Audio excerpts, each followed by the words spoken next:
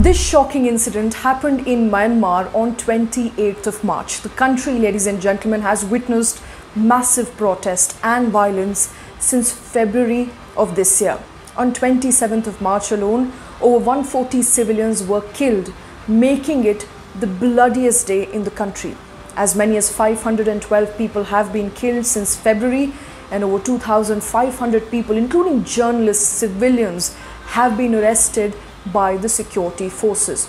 So what exactly is happening in Myanmar and who is behind it? Unfortunately, it's the country's military that is killing its own people. In February of 2021, the military seized power in a coup in Myanmar. It removed the elected government and took power illegally. Since then, it's the military that's been ruling in Myanmar. But remember, this all started when the democratically elected leader and Nobel Peace Prize winning activist Aung San Suu Kyi registered a victory in elections that were held in November of 2020. But the military refused to accept the results of the November 2020 elections, calling them fraudulent. Now, in February, in fact on 1st of February, the state military detained Suu Kyi and 24 others who won the elections, claiming that National League for Democracy party committed fraud in the election process. NLD party, which is also Suu Kyi's party. They named 11 replacements hours before the newly elected leaders were all set to take stage. They were all set to take on their new responsibilities. Now, in February itself, Suu Kyi was detained, and since then the country has seen massive protest against the military rule. People want democracy back. They've asked for the release of their leaders, the leaders they voted for. Since then, pro-democracy protests have been going on in Myanmar. And remember, the power today is enjoyed by the military and the junta chief General Min Aung Hlaing. They are responsible for the military attacks that we are seeing today, including the attacks on the ethnic minorities, the Rohingyas, that we have seen in the last year. Many country and world leaders have now condemned the military takeover in Myanmar. They have written a letter and they have asked the military to let the democracy take its own course. But all of that has fallen on deaf ears. The military overthrow of the government was a planned move, and this has taken nearly from November till February to happen.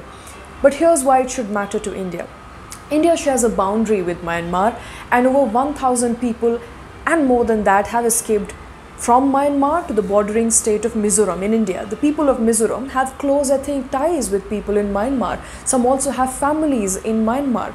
So on 27th of March, when India and several other countries were attending a military parade in Myanmar's capital city to mark the Tatmadaw Day, which is another name for military, at the same time, on that very day, the military in Myanmar was killing people. It had killed 140 people on that day. So the India's move of attending the Tatmadaw Day did not go down well with many people, but officials said that the participation was unavoidable.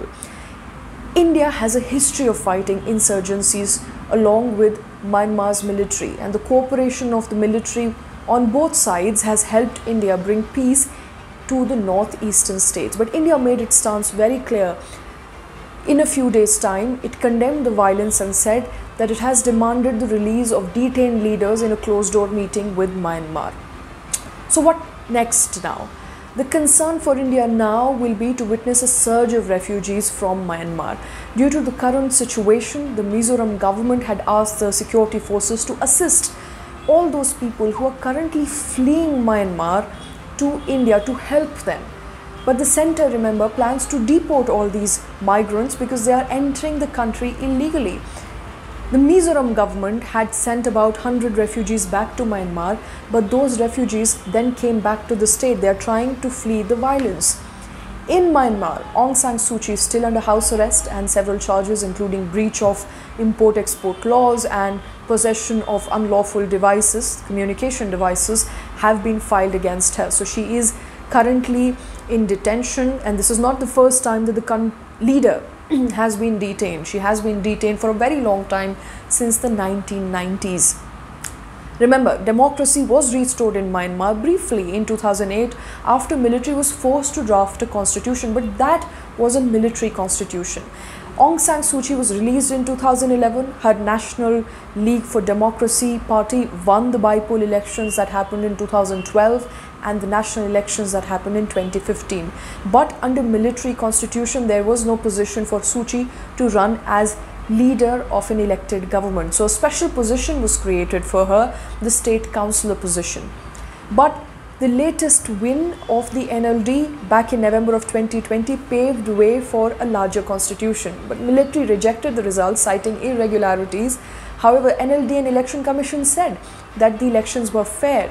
Remember, election was a major setback to the military because Suu Kyi had promised reforms, and if she were to bring reforms, that would not go down well with the military and the army there. The election gave her the mandate to change the constitution. Military was rattled by the election and knew that they could lose control over Myanmar's political situation, and hence we are seeing what we are seeing today. The coup, the clampdown on pro-democracy protesters, the killing of innocent civilians, children and others who are demanding that Myanmar be given its due, and a democracy that people of Myanmar have fought for a very long time be restored at its full capacity.